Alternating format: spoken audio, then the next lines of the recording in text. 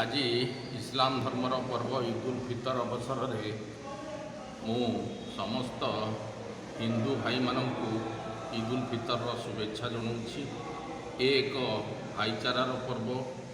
ये पर्व रे हिंदू मुसलमान समस्ते एक होई आम गाँव ईद उल फितर पालन करती।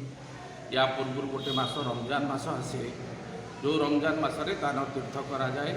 मुसलमान भाई भौणी मैंने एक मास उपवास रही अल्लाहर प्रार्थना करती, पूजा करती एवं सर्वशेष ये गोटे खुशीर माहौल ईद उल फितर। यहाँ आमर भाईचारार पर्व। ये आम बड़ी हिंदू मुसलमान समस्ते एक हुई ईद उल फितर भाव में आमर मुसलमान भाई आज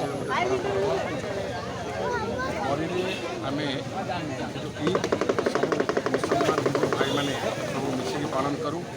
यू आज ये बड़ीवासी आम बार्ता देव जे आम सब एक हिंदू मुस्लिम आम भाईचारा अच्छी पर्व को आम समस्त मिसी भल आकार केमती पालन करहब लोक मान बरी छड़ा आउ को जगह बुली देखते ब्रह्मवर्दा जाइली भाई मान सागर पालन करूँ।